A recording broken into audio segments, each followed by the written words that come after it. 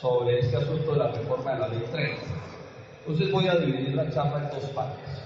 Una primera parte, contarles lo que yo pienso que es esa reforma, qué es lo que contiene, que es un asunto que se ha venido trabajando y yo creo que se ha estado desarrollando más la comprensión de eso. Y voy a hacer la segunda parte de la charla, que es plantear o explicar por qué de una reforma tan retardataria, cuál es la causa última. La primera causa que voy a explicar es la privatización, pero la parte clave, si se quiere, a la que voy a referir es por qué les gusta la privatización a quienes nos gobiernan. Si, como lo voy a demostrar, la privatización de la educación en términos generales es sinónimo de educación de mala calidad. Solo excepcionalmente la educación privada es de buena calidad. En el caso de la educación de quienes pueden pagar matrículas muy altas, pero en el caso de quienes no pueden pagar matrículas muy altas, que son casi todos los seres humanos, la educación privada, y más si es como negocio, es de mala calidad. Entonces voy a explicar cuál es la relación que hay entre este amor, fanatismo, gente como Santos, Uribe, etcétera, le tienen a la privatización, a relacionarlo con los tratados de libre comercio y con lo que significan los tratados de libre comercio para el desarrollo del país. Empecemos por decir esto. Sergio Fernández, uno de los líderes del movimiento estudiantil, estudiante de la Universidad Nacional, en estos días, en un debate con el viceministro de Educación, que no sé si ustedes lo vieron, el viceministro insistía en que a la universidad pública le iba a llegar mucha plata con la reforma. Entonces Sergio, que es muy agudo, dice: bueno, viceministro, si esa es la explicación de la ley, yo le agrego que para aumentar el presupuesto de la universidad pública no se necesita ley. Es decir, el gobierno, si quiere, puede aumentar en el presupuesto, puede aumentar la plata que quisieran para la universidad pública, o puede hacer el día de mañana una adición presupuestal, o puede hacer lo que quiera. O sea que cuando el gobierno dice que la ley es para darle más plata a la universidad pública, aparece una inconsistencia, que es la que señala Sergio. Y bueno, pues si es que no se necesita ley para eso, entonces Sergio hace la pregunta del millón: si la ley no es para aumentar el presupuesto de la universidad pública, ¿para qué diablos es la ley? ¿Qué es lo que persigue la ley? ¿Cuál es el secreto de la ley? El gobierno, en un tono altanero, pienso yo, ha insistido en señalar que es que los estudiantes colombianos no conocen la ley ni saben de qué están hablando, y que los demás tampoco sabemos de qué están hablando. Me parece eso una grosería, es una buena manera de adelantar un debate. Es decir, mi amigo estuvo 26 años llegando noticias en la Nacional que no sé leer, entonces es una cosa también como complicada decirle a todos ustedes que ellos sí saben de qué están hablando. ¿Cuál es el verdadero propósito de la ley? Esa es una ley del fortalecimiento de la privatización de la educación en Colombia. Privatización que además no nos debe sorprender, porque esa es una política que empezó desde los días de César Gaviria Trujillo, e inclusive desde antes. Entonces, que el gobierno de Juan Manuel Santos es un gobierno del establecimiento. Recordemos que Santos fue ministro de César Gaviria, ministro de Andrés Pastrana, ministro de Álvaro Uribe, o sea, es un burócrata profesional. E igualmente don Angelino, que es el que tienen como el mascarón para enredarlo. Fue ministro de Pastrana, después uribista y ahora es santista. Y todos ellos llevan toda la vida en la cosa de la privatización. Entonces no es una novedad que la ley sea la ley de la privatización. Expliquemos por qué la ley es una ley de la privatización, haciendo esta advertencia. Las leyes tienen un doble contenido, por lo que dicen y por lo que no dicen. Entonces, la primera figura que hace que la ley sea una ley de la privatización es que no apunta a fortalecer de verdad las finanzas, las partidas de las universidades públicas. Luego, inexorablemente crecerán las privadas, porque si los muchachos no tienen universidades públicas donde entrar, pues sus familias harán esfuerzos hasta reventarse para matricularse en una universidad privada, así sea la peor de todas, así sea de ganar. O sea que esa es una manera de privatizar, cosa que está mostrada por la estadística. Hoy aproximadamente la mitad, no voy a entrar en detalles de números para no ser pesado, pero digamos que en general la mitad de la educación superior en Colombia hoy es privada. Eso prueba de entrada que la política sí es la privatización. Pero además, lo que se establece en la ley es de privatización de otras maneras. La ley no presenta a la universidad no plantea la universidad como un derecho. Lo dice en el primer párrafo de una manera demagógica y después en todo el contenido desarrolla la idea del servicio. Y la idea del servicio, por supuesto, es una idea muy contraria a la idea del derecho. Son dos cosas completamente distintas, entre otras cosas, porque la idea del derecho implica la idea de la gratuidad. Es decir, uno tiene derecho a que un policía lo cuide en un momento dado, pues sucede, ¿cierto? Pero digamos que un policía no le puede decir a uno, no, es que como si quiere que yo persiga al ladrón me tiene que pagar, no, eso es un derecho que le debe proteger a la persona, digamos, sus bienes, con independencia de que tenga plata con que pagarlo o no pagarlo. Menciono esto de esta manera. Entonces, es evidente que la ley ya está enfocada como una ley de privatización en su propia concepción. Pero además la ley de privatización de otras maneras hay un énfasis muy fuerte en la ley y en todos los planteamientos de Santos que tienen que ver con el ICETEX, con aumentar los recursos del ICETEX. Los recursos del ICETEX, que son recursos públicos, son de privatización de dos maneras. Primero, porque en cualquier proporción puede ir hacia universidades privadas, o sea que es una manera de financiar universidades privadas. Y segundo, y esto es lo más grave, porque los estudiantes a los que les dan un crédito del ICETEX no se dan cuenta de una cosa, y es que les cambian el derecho por una deuda. O sea, el derecho del ciudadano se lo quita, se lo vuelve una deuda que enriquece a los intermediarios financieros y además, como si fuera poco, tenemos que quedarles agradecidos. Sí, porque tuvieron la gentileza de prestarnos una plata, pues como si eso fuera una cosa del otro mundo. Y aquí uno tiene que recordar la vieja frase de alguien muy incisivo alguna vez que decía que no se sabe quién es peor, si el que asalta un banco o el que lo funda, ¿sí? Esa es una cosa que hay que tener pues muy en cuenta en estos análisis cuando nos quieren presentar al sector bancario como si fuera pues la representación de los ángeles en la tierra. O sea que ahí vamos viendo cómo este es un fenómeno de privatización. Pero además es un fenómeno de privatización de otra manera. La ley no resuelve el problema de las finanzas de las universidades públicas. Los propios rectores de las universidades públicas han señalado hasta la fatiga que hay un déficit de más de 700.000 millones de pesos, faltantes de más de 700.000 millones de pesos acumulados en los años anteriores, y que si ese déficit no se salda, la universidad pública va inexorablemente hacia una crisis todavía más grave que la que ya está viviendo. Y, repito, la ley, las platas que aprueban no resuelven el tema. Y lo agravan. ¿Lo agravan de qué manera? Es que le exigen a las universidades públicas nuevos costos, nuevos gastos, que son inferiores a los pesos que les transfieren. O sea que lo que va a suceder es que el déficit se va a agravar. Y que el déficit se agrave quiere decir que aparecerán nuevas formas de privatización dentro de las universidades públicas. Aquí hay una cosa que hay que aclarar. Es decir, una universidad no es pública porque en el rótulo diga universidad tal, super, hiper, mega pública. Una universidad es pública si tiene ciertas características que le son propias a la universidad pública. Por ejemplo, la gratuidad. Ese es el sentido profundo de la educación pública. Y para poner ejemplos dramáticos, yo pregunto, ¿qué posgrado de universidad pública tiene siquiera una matrícula barata? ¿Sí? Porque aquí han ido subiendo las matrículas del pregrado, ya eso es arrebatable en la naturaleza de pública, pero digamos, todavía no se trata de matrículas muy costosas, bueno, digamos todas, porque hay unas matrículas del pregrado públicas altísimas, pero sí está claro que todos los posgrados de las universidades públicas tienen matrícula de universidad privada, es decir, altísima. Esas son formas de privatización. El alza de las matrículas de los pregrados también es una forma de privatización y va en la ley. Varias maneras van en la ley para subir los pagos de los estudiantes en las universidades públicas. Van a poder aumentar ciertos tipos de pagos, eso tiene algún nombre que en este momento se le escapa, hasta el 20% de la matrícula. Y crean una figura nueva que ha sido un viejo sueño de los neoliberales, y es que a un estudiante de pregrado de la universidad pública le puedan, digamos, hacer como una especie de crédito de facto que pagará una vez se gradúe. Es decir, además de lo que tiene que pagar, se terminará graduando con una deuda que de alguna manera se la van a cobrar. Eso son prácticas de privatización.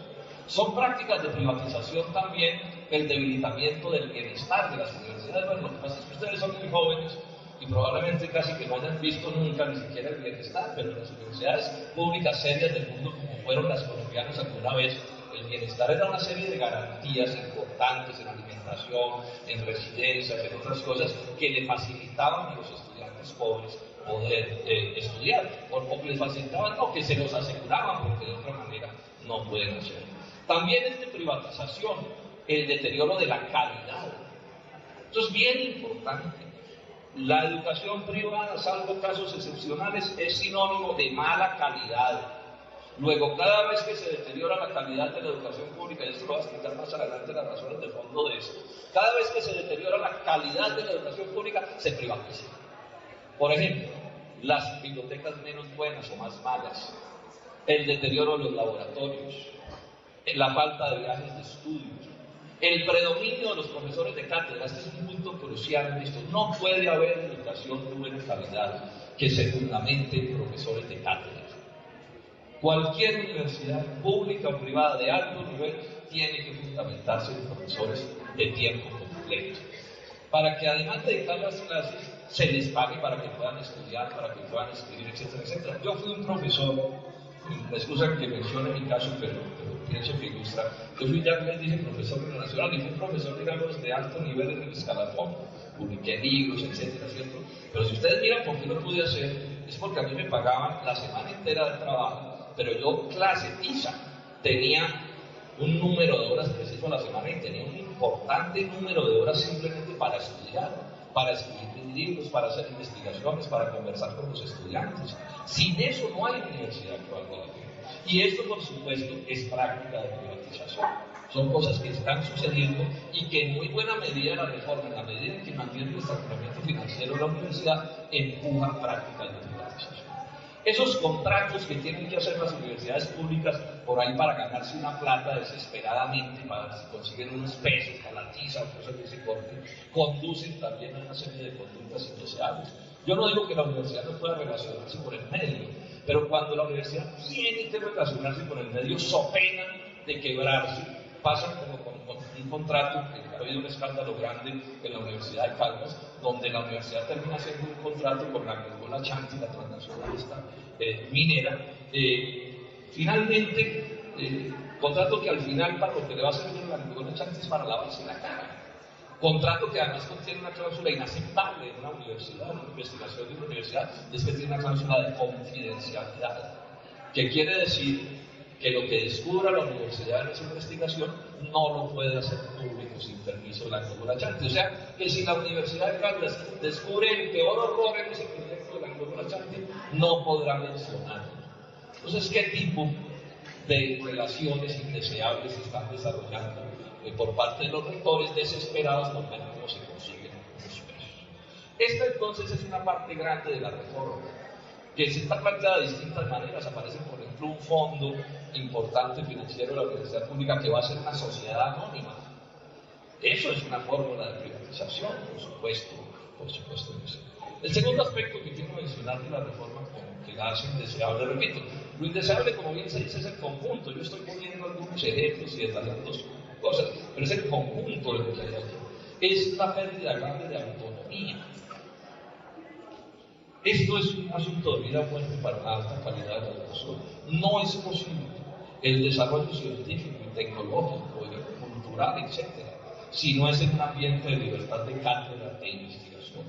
Y eso solo se puede procurar si hay autonomía universitaria, porque si no, al final lo que termina sucediendo es que los gobiernos le imponen a la universidad qué se enseña, cómo se enseña, cuáles teorías se aplican, etcétera, etcétera. Esta es una de las luchas históricas de la universidad y una de las grandes ventajas de la universidad pública, porque la privada tiende a ser confesional. Es decir, en la universidad X, pues hay que pensar más o menos como piensa el rector, y si el profesor no piensa como piensa el rector o el dueño de la universidad, pues le toca irse, cosa que es conocida de sobra. Esto es una batalla del género humano. O sea, si la universidad hubiera seguido, la educación hubiera sido siguiente, si hubiera seguido siendo confesional, es probable que hoy todavía se dijera que la Tierra era plana, o que el universo giraba alrededor del globo terráqueo. Porque acordémonos que hubo momentos en que a la gente la quemaron por decir que la Tierra era redonda y por decir que no era la Tierra el centro del universo. Esto solo daría para un desarrollo muy largo, pero lo quiero plantear porque es un punto de especial gravedad. Y el tercer aspecto que quiero plantear como ultra pernicioso de la reforma Es una cosa que planteó el gobierno y que sin duda prueba que Santos es capaz de cualquier cosa. Esto lo que voy a mencionar no se había atrevido nadie a proponer un autonómico, nadie. A todos les había dado vergüenza, pena, se ruborizaba, que es la idea de la universidad con ánimo de lucro, o sea, la idea de la universidad como negocio. Eso, repito, nadie se había atrevido a proponer. Y lo propuso Santos. Pero además lo propusieron con qué descaro. La señora ministra de Educación fue capaz de decirnos que era educación como negocio y alta calidad. La cuadratura del círculo, blanco pero negro, redondo pero cuadrado, circular pero cuadrado. No se puede, salvo casos excepcionales que no habían podido demostrar en el mundo. Sobre esto hay un estudio que aparece en internet y ojalá ustedes lo consigan, que es un texto de Francisco Piedrahita. Francisco Piedrahita es el rector de ICESI, una universidad privada caleña de las universidades importantes de Cali. Para que ustedes se ubiquen, el doctor Piedrahita fue este colombiano que casi se muere en los pantanos de Nueva Orleans, que afortunadamente salvó su vida después de un susto grande, y que escribe un artículo sobre la calidad de las universidades con ánimo de lucro de Estados Unidos, y menciona las de México y las de Brasil, para concluir una cosa, lo demuestra con todo el detalle, que esos son una especie de estafaderos, ¿sí?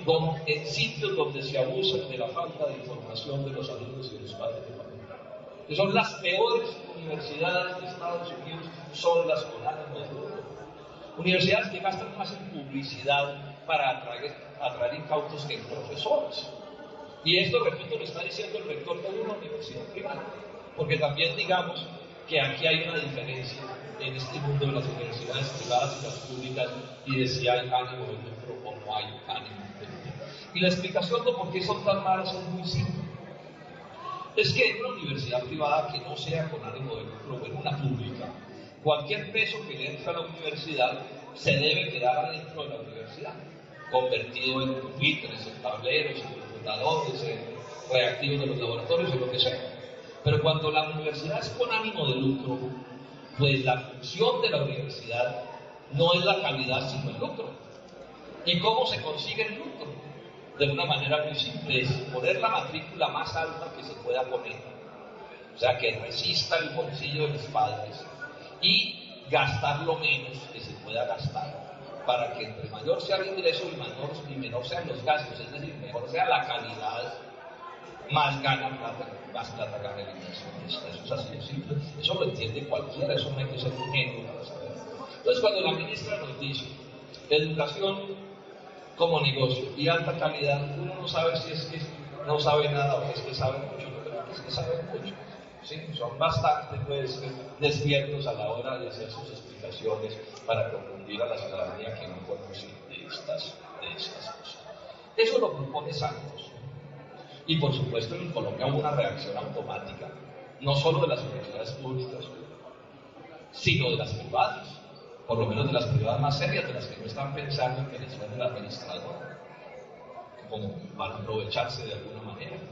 Y el movimiento empezó a subir, y en esos días Santos se fue hasta Chile y vio esa emocionante lucha estudiantil y del pueblo chileno en contra de la privatización de la educación. Es que recordemos que la privatización en América empieza en el gobierno de Pinochet, por las doctrinas del señor Milton Friedman, ¿sí? Ese es el origen. La privatización tiene las manos untadas de sangre, digamos, en la historia de América Latina, a partir de la dictadura esa gloriosa del señor Pinochet. Entonces Santos va y mira eso y ve ese levantamiento descomunal, y a mí me da la impresión de que le entró un ataque de guerrilla. ¿Sí? Dijo, esta vaina complicadísima.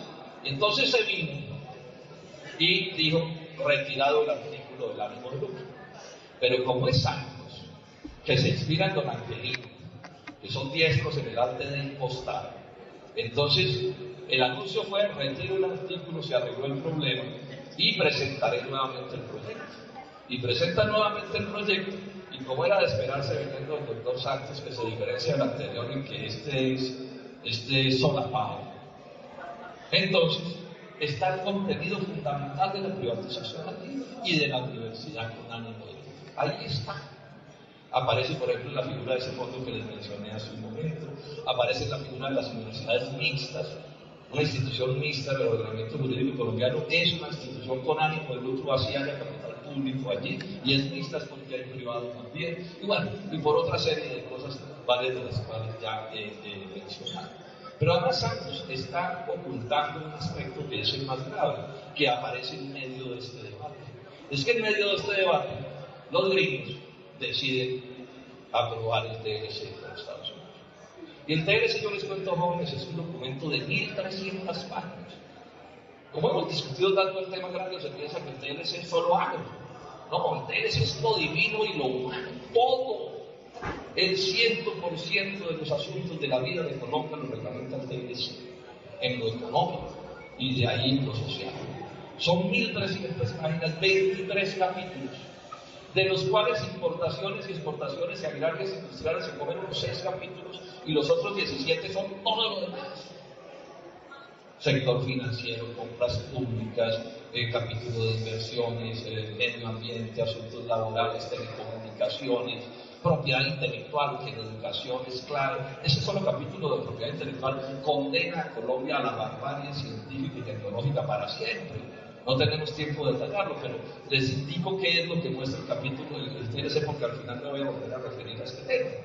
Y en el capítulo de inversiones se establece con toda claridad que la educación es un servicio. Y un servicio en el TLC quiere decir una cosa que puede ser con ánimo de lucro. Eso es lo que quiere decir. Luego en Colombia, con el TLC, el que quiera podrá montar universidades con ánimo de lucro. Y punto. Y esa es la realidad del asunto. Y no solo universidades con ánimo de lucro, sino que esa institución con ánimo de lucro, yo lo explico en un libro mío sobre este tema del TLC, en el capítulo de inversiones, detallo un poquito de esto. No solo podrá montar la universidad con ánimo de lucro que se le dé la gana, sino que podrá exigirle al Estado colombiano igualdad de condiciones frente a las universidades públicas. O sea, que un inversionista de esos podría decirle al gobierno colombiano, por cada peso que usted le entregue al sector público de la educación, le tiene que entregar el mismo peso al sector privado de la educación. Palabras mayores.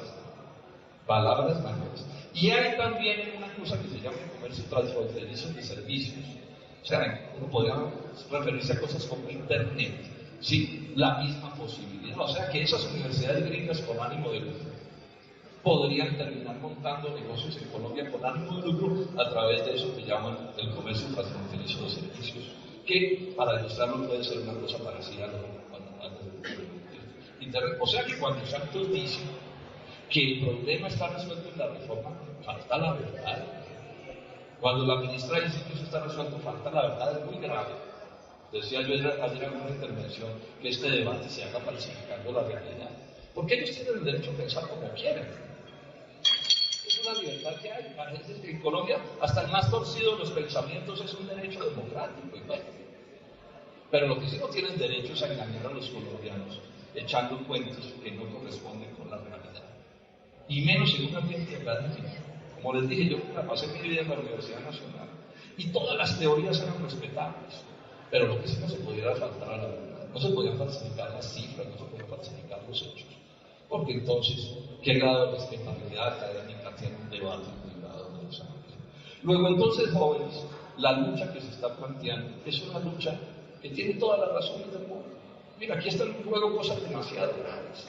Mira, el futuro que se le está planteando a la Universidad de Colombia es tremendamente malo, tremendamente negativo, porque es el deterioro de la calidad de la universidad. Es decir, no solo es un problema de acceso, de millones de muchachos inteligentes, hijos de los pobres de Colombia que no van a poder estudiar, como hoy viene sucediendo, sino que los que logren hacerlo van a estudiar en instituciones de cada vez peor calidad, privadas o públicas. Privadas o públicas. Luego estamos hablando de una lucha en la que se nos va, repito, se nos va la vida. El segundo aspecto, esto podríamos decir más cosas, pero espero que aquí no se me queden por fuera aspectos importantes. El segundo aspecto que quiero plantear es este, es responder a otra pregunta. Bueno, ¿y si eso está mal? Esas universidades privadas, son sinónimo de mala calidad, la privatización es sinónimo de calidad, digo, en casi todos los casos. Sí, en las más costosas no. Hay una especie de graduación. Entre más costosa puede ser un poco mejor la calidad de hacia abajo. Es como pasa con la salud y como pasa con la comida y con todo. Si usted tiene plata de sobra, almuerzo es un almuerzazo de $200 en todo el mundo. Y abajo pues se come un plato, un arroz que se lo sirve en una tapa de un tarro de galletas y el que usa la cuchara la lava con la lengua para pasársela al principio. Y todo eso es comida. Pero por supuesto hay una diferencia del cielo a la tierra en el restaurante de los $200, ¿cierto? Y en la tapa del tarro de galletas. Entonces la pregunta clave es, bueno, si eso es tan negativo para el país, pero negativo también para los estudiantes, porque ese cuento que es que todos los títulos son iguales es pago. No son iguales. Cuando llega la hora de escoger profesionales, el que los va a contratar mira el título y toma definiciones y prefiere seguramente a quien tiene un título de una universidad que se sabe que es de menor categoría que la otra. Eso son realidades. Y si eso es grave para los muchachos, ni se diga para el país. Porque un país necesita muchos ingenieros para desarrollarse, jóvenes. Pero si son buenos ingenieros, pero ni se les dan los puentes, ¿qué tipo de país puede construirse? Entonces les vuelvo al punto. Si esto es tan pernicioso, ¿por qué lo hacen? Entonces aquí hagamos una explicación que es interesante. Y que a mi juicio es de pronto lo más interesante que yo pueda decirles esta mañana. Todos quienes estamos en el mundo de la lógica democrática hemos defendido siempre la universidad pública con una idea que es importantísima y que ella sola es suficiente para defender. Y es que la educación pública, si es gratuita, porque lo público tiene que llevarlo gratuito o deja de ser público. Eso es clarísimo. O sea, si un sitio es público pero me cobran en la puerta, ¿qué tan público es? La gratuidad es parte inherente del asunto. Todos la hemos defendido con una idea que es muy democrática, que es buscar que los hijos de los pobres no tengan que ser tan pobres como sus padres. O sea, una idea de movilidad social. Entonces, si un país es medianamente democrático, entonces el hijo de un campesino puede terminar siendo, no sé, cualquier cosa, ingeniero, médico, lo que sea, y probablemente se logre librarse de la pobreza de sus padres. Eso ya es suficiente argumento. Es un argumento que niega de manera profundamente reaccionaria estas propuestas. Porque aquí han levantado la tesis de que darle un peso a un pobre es paternalismo pernicioso, ¿cierto? Es alcahuetear la vagancia y la pereza, ¿cierto? Pero por supuesto que cuando se trata de darle plata a las transnacionales, a los monopolios, es que eso es el desarrollo, senador, es que de otra manera no se puede. ¿Sí? Cosas pues realmente mezquinas y estúpidas. Porque es obvio que cualquier peso que un país invierta en educación, ese muchacho lo repone, y hay estudios de sobre eso, lo repone 1.000 veces con la riqueza que crean, con los conocimientos que desarrollan. Solo la mentira de estas oligarquías tan reaccionarias como la oligarquía colombiana no son capaces de entender lo que se entienden los que mandan en Francia o en Alemania o en todas partes, que le gastan la educación lo que tengan que gastarle, porque saben que es inversión. No es gasto, es inversión. Es inversión. Dejamos tu planteo así, devolvámonos un poco y expliquemos, bueno, ¿y de dónde salió? ¿Por qué entonces la educación pública ya les he dado unas ventajas? Antes de la revolución industrial, la idea del Estado era una idea pues, muy distinta a la de hoy, pero digamos que la idea era que la educación era un problema de la esfera privada. Entonces el padre le enseñaba al hijo, de pronto un mecenas florentino en el Renacimiento se gastaba una plata pues en Miguel Ángel, en Da Vinci, una cosa así, ¿cierto?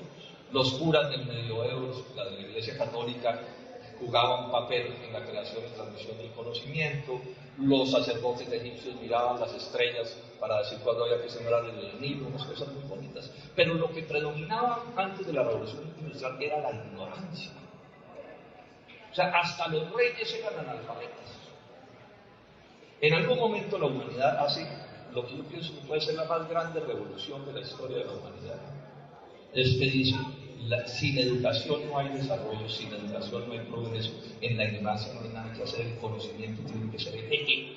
Necesitamos que todo el mundo aprenda, que todo el mundo sepa leer y escribir, que todo el mundo llegue a los máximos niveles de conocimiento, el hijo del rico, el de la clase media, el del pobre, porque el pobre puede ser el gran genio que desarrolle las cosas. Y cuando eso se planteó como una necesidad del progreso de la humanidad, también la humanidad en esos días, la gente más inteligente dijo, si queremos que la educación y el conocimiento sean así de importantes, tiene que ser el Estado el que los garantice. ¿Por qué? Porque el Estado es la principal palanca económica de cualquier sociedad. El Estado es el único que nos puede asegurar que estudie todo el mundo. Y que estudie no 2 o 3 años de primaria, sino que llegue a donde vamos ya, que vamos en postdoctorados. Y que sea educación de altísima calidad. Porque si no es de calidad, como ya lo mencioné, es un Estado. Y que no sea confesional. ¿Sí? Para que el gran científico pueda proponer la teoría menos ortodoxa del mundo y más contraria a ciertas concepciones, pero si la prueba con un valor científico, la puede plantear y esa idea progresa. O sea, la humanidad, porque esto es una lucha no solo de los colombianos, es el mundo entero el que está luchando esta cosa, que se expresa esta lucha de muchas maneras. Dice, la educación debe ser pública, universal para todos, de alta calidad y gratuita. Porque si no es gratuito, todo es pago. Es más, las constituciones dicen que es obligatoria. O sea, un padre de familia no puede decir, no, es que mi hijo no estudia y yo no lo dejo estudiar porque ¿qué tal eso no estudia? Esto es una revolución en el pensamiento que inspiró a los países del mundo, y el mundo hoy va donde va por esta idea. Porque incluso en los países más desarrollados y donde haya más instituciones privadas, el peso de lo público es descomunal. Ustedes miran en las mejores universidades del mundo y las privadas que aparecen son unas poquitas. Algunas muy bien ranqueadas, pero muy poquitas. El grueso es lo público, por esta razón obvia que yo he señalado. Sí, la mejor universidad privada norteamericana, además de los subsidios, vale 350 millones de pesos el año. Entonces, fíjense ustedes, jóvenes, que no estamos defendiendo la educación pública por un prurito estatista. O sea, esta no es una idea del socialismo, del comunismo. Esta es una idea que nace del capitalismo, en la revolución industrial. Y no es porque se le tenga bronca a lo privado. ¿Cuál es el problema con la educación privada? Que por buena persona que sea el rector y por querido que él sea, a él se le crea una contradicción que es insoluble. Es que para poder financiar bien la universidad necesita subir las matrículas. Y si las sube hasta donde las necesita, no se le apunta a la gente porque no tiene plata. Es así de simple. Ese es todo el problema. O sea, no es posible. Digo yo en la totalidad de los casos, es que la lucha es la de la educación universal. Universal. No es posible con la educación privada, no es posible. Y menos con la educación pública privatizada. Quiero insistir, la universidad privada puede ser de alta calidad, por ejemplo, a nivel de colegios, en Colombia es la mejor universidad privada, el mejor colegio privado que los colegios públicos. Pero es que son las diferencias de financiación. Es decir, el Estado da para los muchachos de los colegios públicos, yo no recuerdo bien, por ahí $1 millón largo de pesos per cápita, $1.200.000, tal vez $1.300.000. Bueno, los mejores colegios privados valen $1 millón el mes. Y eso marca una diferencia. Entonces, cuando uno oye a algunos ignorantes que tienen acceso a los medios de comunicación, diciendo, no, es que mire, la prueba de que la universidad privada, la educación privada es la mejor de Colombia, es que la mayoría de los mejores estudiantes del IFES son de colegios privados. Pero claro, es que están poniendo a competir muchachos que vienen de colegios de $1 millón mensuales de gasto, o sea, un per cápita de 12 millones al año, contra muchachos de un per cápita de $1 millón al año. Eso es que la ignorancia es atrevida en este país. Además de que es atrevida, hay un contenido reaccionario en el propio pensamiento, que les implica, que los lleva a ni siquiera estudiar las cosas y a interpretar las cosas de manera aplicada. Repito, no es un prurito estatista, estamos defendiendo la idea de una educación de alta calidad, de carácter universal, y para ello tiene que ser gratuita. ¿Y solo la puede pagar el Estado? ¿O quién la va a pagar? ¿Algún magnate del mundo va a poner su plato para dar una educación gratis al pueblo? O sea, no tiene salida. Este es el debate. Entonces, y esto se conoce, ya voy terminando. Esto lo podemos desarrollar mucho más, pero estoy como planteando como los mojones principales. Entonces surge otra pregunta, bueno, si esto se sabe, y ellos lo sabe el Banco Mundial, lo sabe el señor Obama, lo sabe el doctor Santos, lo sabe don Angelino, todos lo saben. Y tan lo saben que miren ustedes, cuando yo estudié hace 40 años, yo soy arquitecto de la Universidad de los Andes. No porque fuera magnate, porque tampoco es cierto que en la Universidad de los Andes todo el mundo sea magnate, eso es paja. Con bastante esfuerzo estudié. En esos días, la gente más poderosa de Colombia tenía a sus hijos estudiando el pregrado en las mejores universidades privadas del país y en las públicas. Y el posgrado lo hacían en el exterior. O sea, pregrado en Colombia y posgrado en el exterior. Hoy, ¿qué está sucediendo? Que la gente más adinerada está sacando a sus hijos a estudiar desde el pregrado al exterior. Y este es uno de los problemas más perniciosos de la vida del país. Es que nos están gobernando gente que no sufre las consecuencias de sus decisiones. O sea, nos están gobernando quienes a sus hijos los eximen de sus decisiones, y a sus nietos y a sus sobrinos. Pero además les importa un pepino la suerte del prójimo y el progreso del país, porque uno puede estar eximido de las peores consecuencias del gobierno en Colombia, pero la pregunta es si además de estar eximido le importa un carajo la suerte de los demás, o por lo menos se preocupa por ello.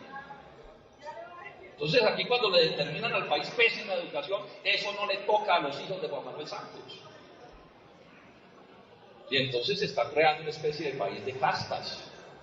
Unos súper estudiados, súper posgraduados, bueno, además de con todas las relaciones sociales del mundo, y un resto de colombianos que de pronto algún titulito tienen, ¿cierto? Pero que el título no refleja en conocimiento lo que dice el título. Yo he venido haciendo esta frase, que es cierta, que el país se nos ha ido llegando de títulos que son como una especie de falsificación en documento público, porque dicen que uno sabe lo que no sabe. Entonces, don Pedrito Pérez es ingeniero civil, falta ver, se sabrá las 4 operaciones. Es la realidad de lo que nos está pasando. Vuelvo al punto, ¿por qué definen una cosa tan retardataria contra el progreso de Colombia? Pues bien, 2 cosas más. Es inexorable una relación entre el tipo de país que yo quiero tener y el tipo de aparato educativo que debo tener. O sea, si yo sueño con un país poderoso, desarrollado, de gran progreso, vinculado a las ciencias más complejas, a las industrias de punta de la tecnología universal, pues yo necesito tener un aparato educativo de ese tipo. Si yo lo que quiero es un país de quinta categoría, importador de todo lo complejo, produciendo cuando mucho unos granos de café, 3 bananas, una flor, ¿cierto? Un carbón que se saca con maquinaria y con toda la tecnología extranjera, ¿es para qué un gran aparato educativo? Es decir, a un país de pacotilla le debe corresponder una educación de pacotilla. A un país pobre, en el sentido de lo que se quiere con él, pues le debe corresponder una educación pobre. La educación pobre para un país de pobres es finalmente la política de la privatización, de eso se trata. Y eso es el Tratado de Libre Comercio. Eso es el Tratado de Libre Comercio. Si ustedes cruzan el capítulo, o los 2 capítulos del TLC, el de libertad de importaciones, todo se puede importar a Colombia con 0 arancel, o sea, baratísimo. Y el capítulo de propiedad intelectual que prohíbe la copia mediante los sistemas de patentes, y los países, todos los del mundo que se han desarrollado, se desarrollaron copiando. Si usted prohíbe la copia y además abre importaciones, nunca en Colombia habrá desarrollo científico y tecnológico. Y el poquito que haya será el que le interese a las transnacionales. Y las transnacionales que operan en Colombia desarrollan sus ciencias y tecnología en los países donde tienen sus casas matrices, como es obvio. Porque resulta que el progreso de un país está vinculado a de qué trabaja su gente. Si la gente trabaja en la industria aeroespacial, de los nuevos materiales, de las nanotecnologías, será gente que ganará durísimo. Pero si usted tiene un país donde la gente se gana la vida echando pica y pala, cogiendo granitos de café 1 por 1, ¿cierto? Bajando un racimo de banana, pues usted no lo necesita, usted está condenando a su pueblo a la pobreza, porque son sistemas de economía de baja productividad y siempre la productividad está en la base del salario de cualquier persona. O sea, estamos hablando de una política profundamente retardataria. Lo ilustro de otra manera. esta relación entre el país que uno quiere y en la educación que debe tener. Por ejemplo, a nadie se le ocurriría que en una facultad de veterinaria en Israel, para poner un ejemplo, se hagan unas clases fuertes en cría de cerdos. Porque ustedes saben que es un país en el que por razones religiosas no se come carne de cerdo. No necesita la facultad de veterinaria eso. Aquí en Colombia, unos compatriotas nuestros, muy respetables, los Bucac, por allá de Michoacán, que son cazadores y recolectores. Pues a nadie se le ocurriría ponerle a esa comunidad un laboratorio de energía nuclear para hacer con ellos investigaciones. O sea, hay una relación inexorable entre el país que yo deseo y el aparato educativo que quiero. Y esta es la privatización, repito, es el aparato educativo para un país de pacotilla. Un país sometido a la peor división internacional del trabajo que pueda conseguirse, que consiste en que los países de allá producen lo complejo y nosotros producimos materias primas agrícolas e industriales, que fue lo que nos impuso la corona española. Yo les doy a ustedes este dato. La corona española en América llegó al punto de prohibir cualquier desarrollo fabril en el continente. O sea, si usted necesitaba un alicate, usted no podía fabricar el alicate. Tenía que importarlo a través de España, de Europa. Porque el negocio de los españoles era intermediar el alicate y lo cobraban carísimo. Entonces, si a usted se le ocurría fabricar un alicate, llegaban las tropas del rey y lo metían a la cárcel. El libre comercio no nos prohíbe producir nada. Pero son tan duras sus normas económicas que el que se atreva a producir algo, que está definido que lo van a producir los griegos o los europeos, se arruina. En Colombia, el que siembre trigo, se arruina. En Colombia, el que siempre cebada, se arruina. Después del TLC, el que siembra arroz, se arruina. O sea que es más duro. Me decía mi Raúl Aramea, los intelectuales importantes de este país, es más duro, me decía el senador Robledo, lo que imponen los gringos por la vía del neocolonialismo, de las relaciones económicas y de ese tratado, que lo que nos imponían las tropas del rey de España.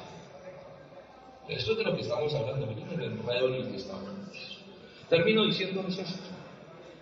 Ya les dije que yo fui profesor de la Nacional, de la querida Nacho, muchos años.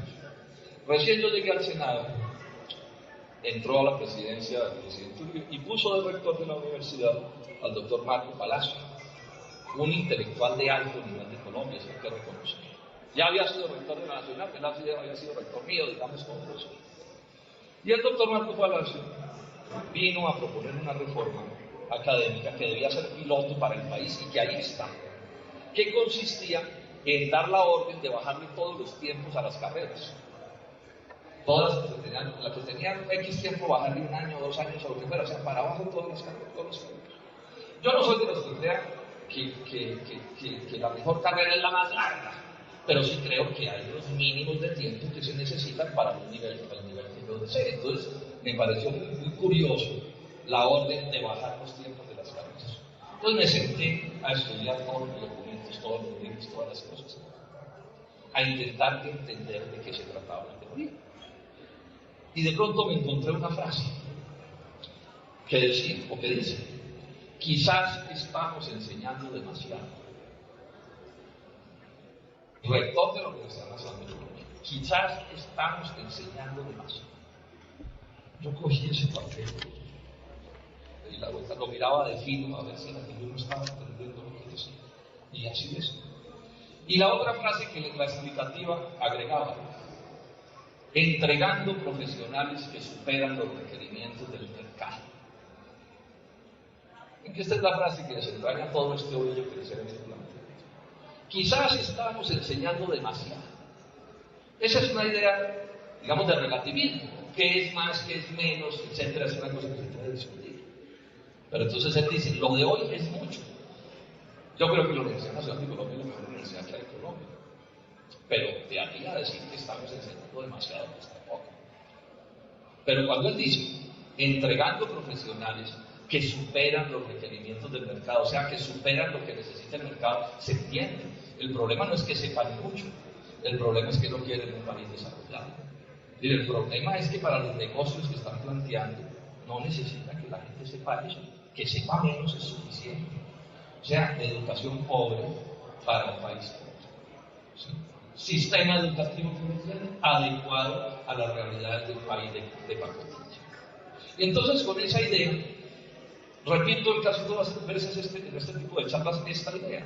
Si uno entiende la concepción que hay detrás, que es la del Banco Mundial, porque además todo el articulado decía que era para adecuar el país a la internacionalización de la economía, uno hasta razón tiene que darle a Palacio en el sentido de que quizás estamos enseñando la razón.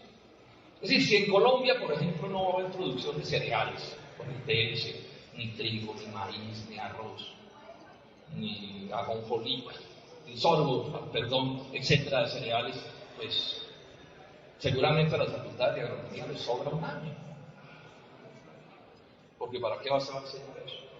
Si nuestros estudiantes de ingeniería electrónica no van a salir a trabajar en fábricas, en plantas de fabricación de equipos de complejidad tecnológica, sino que van a salir a vender tarjetas de Comcel en los semáforos, pues a esa carrera le deben sobrar 2 años.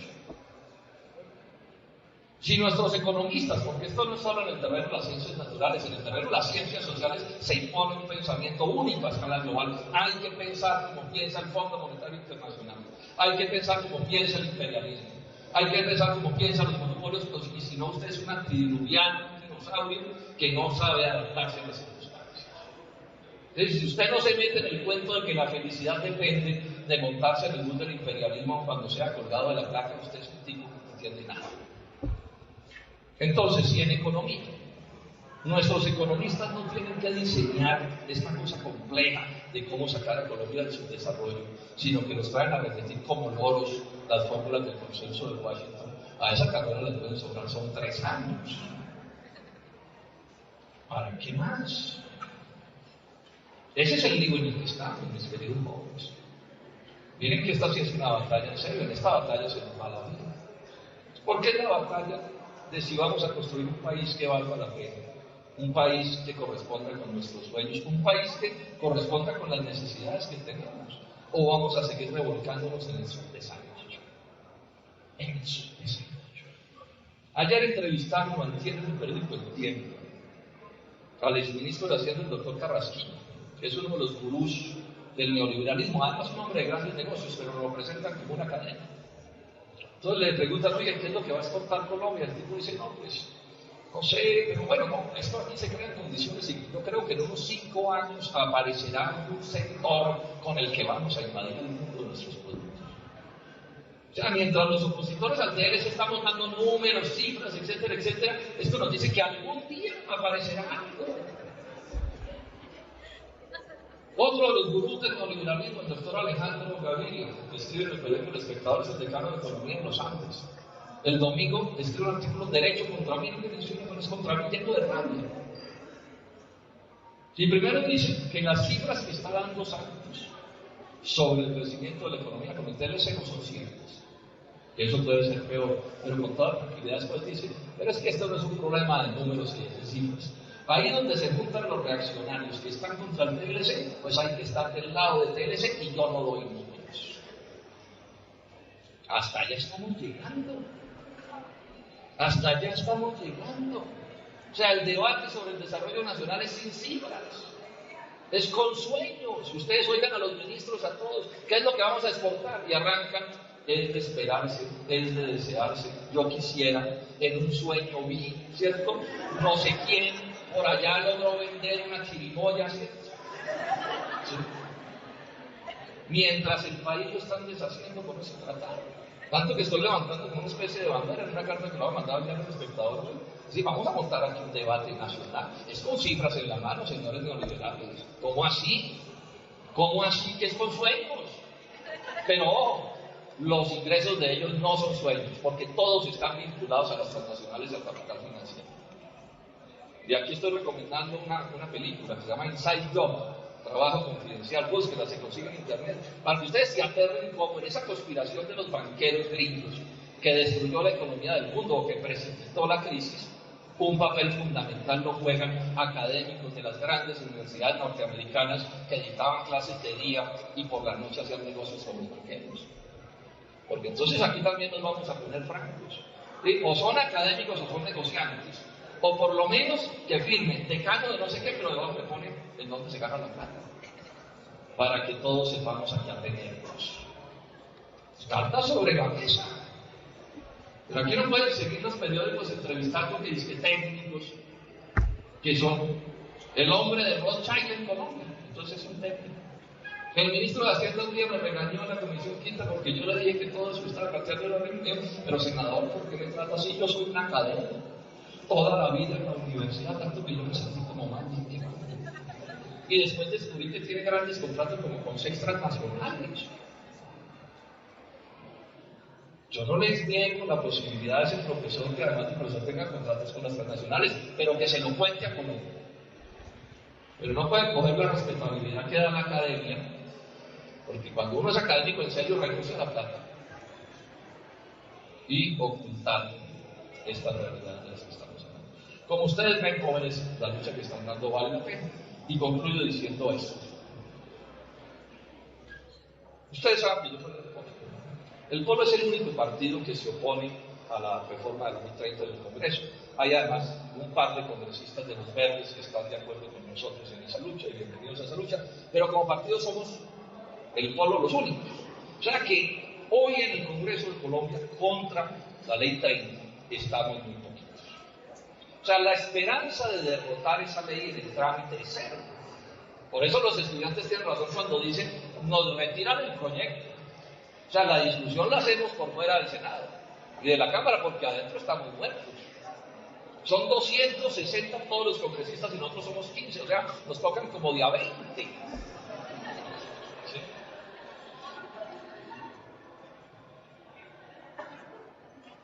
Entonces, ¿cuál es la única esperanza? La única esperanza es la movilización. Movilización es la única esperanza. Si no hay movilización, pues van a imponer eso. Cuando hablo de movilización, yo creo que en esto quiero ser enfático. Estoy hablando de movilización civil, civilizada, absolutamente civilizada, democrática, pacífica. O sea, la idea es ganarles no con la estridencia. La idea es ganarles con un movimiento social descomunalmente. O sea, la idea no es montar un pequeño riachuelo de esos que hacen mucho ruido en medio de la montaña, sino montar un Magdalena. De esos ríos inmensos que pareciera que el agua no se mueve, pero que desplazan una masa de energía descomunal y que son capaces de transformar la geografía de continentes enteros. De eso es lo que estamos hablando. Pero por supuesto que eso exige un esfuerzo inmenso de parte de ustedes, de los padres de familia. En eso hay que aprender de Chile, padres de familia, muchachos de colegio. Todo el mundo vamos a hacer de esto una lucha nacional. No solo, repito, por el tema de la educación que ya he mencionado, sino por todos los enganches que he explicado aquí que nos ameritan decir que en esta lucha se les va a unir. Concluyo diciéndoles esto, jóvenes. El TLC es lo peor que le ha pasado a Colombia desde la independencia de España en 192 años. O sea, lo que hace el TLC, y es lo que estamos viendo, es que recoloniza. Hace que nuestras relaciones con Estados Unidos se parezcan cada vez más a las que tuvimos con España. A mí me preguntan los periodistas, bueno, senador, y en iniciar, bueno, ya el TLC, entonces, ¿ahora qué hacemos para desarrollarlo? Le dijimos que es imposible. O sea, cualquier desarrollo de Colombia empieza porque no haya TLC. Algún día habrá que derogar ese acuerdo. De la misma manera como si alguien me hubiera preguntado el 19 de julio de 1810 cómo sacar la Nueva Granada adelante, ese alguien, si sabía de qué estaba hablando, tenía que empezar por decir, primero hay que sacar a los españoles. Porque de otra manera no es posible. Mis queridos jóvenes, esta es la batalla que estamos en final. Yo sé que es difícil, es compleja, pero por lo que he visto en todas partes, porque veo el movimiento estudiantil unido, la MANI es una fuerza muy importante, o sea, el movimiento estudiantil unido, con un programa mínimo, con muchachos que son unos dirigentes serios, inteligentes, que saben hacer las cosas. Yo estoy convencido que esta batalla la vamos a ganar. Muchas gracias.